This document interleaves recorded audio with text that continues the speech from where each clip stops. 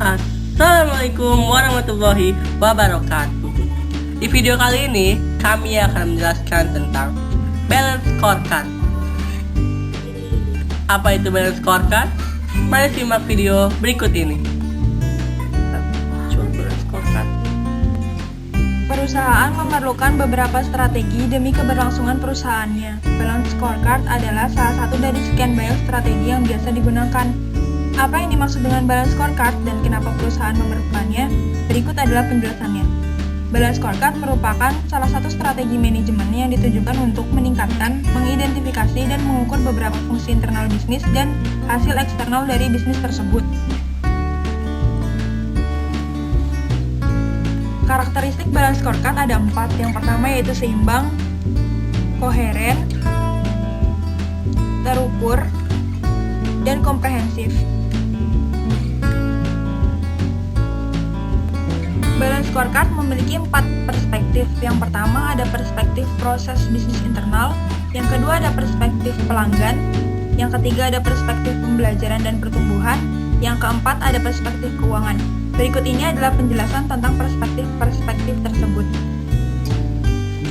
Perspektif proses bisnis internal mengevaluasi dan menyelidiki seberapa baik produk diproduksi. Sisi manajemen yang digunakan dalam evaluasi ini adalah manajemen operasional untuk melacak keterlambatan, kekurangan, dan fraud dalam produksi produk atau layanan perusahaan. Ada beberapa pedoman dalam proses bisnis perusahaan, yaitu inovasi, operasi, dan jurnal purna jual. Perspektif pembelajaran dan pertumbuhan. Elemen yang digunakan untuk menganalisis aspek pembelajaran dan pertumbuhan sumber daya manusia, yaitu seberapa baik informasi ditangkap dan seberapa efektif karyawan menggunakan informasi untuk mengubahnya menjadi kemampuan kompetitif atas perusahaan. Kemampuan kompetitif tersebut dipengaruhi oleh kepuasan kerja, retensi pekerja, dan produktivitas pekerja. Perspektif pelanggan. Suatu perusahaan perlu mengukur kepuasan pelanggan dengan kualitas, harga, dan ketersediaan produk atau layanan.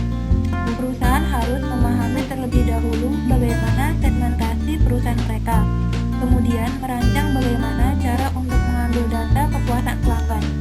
Pelanggan memberikan umpan balik atau feedback tentang kepuasan mereka dengan produk atau layanan saat ini melalui survei yang dilakukan oleh perusahaan. Perspektif keuangan. Data keuangan yang digunakan untuk analisis meliputi penjualan, pengeluaran, dan pendapatan. Data-data tersebut digunakan untuk memahami kinerja keuangan suatu perusahaan, meliputi return of investment dan laba bersih. Data keuangan memiliki peran penting yang mempengaruhi perspektif lainnya. Semua perspektif bergantung pada pengukuran data keuangan yang menunjukkan implementasi dari strategi dan memberi dorongan kepada perspektif lainnya mengenai target wajib perusahaan. Tujuan balance scorecard. Pertama, untuk mengkomunikasikan target perusahaan. Kedua, menyusun job desk yang sesuai dengan strategi. Ketiga, menentukan kualitas proyek, produk, dan layanan.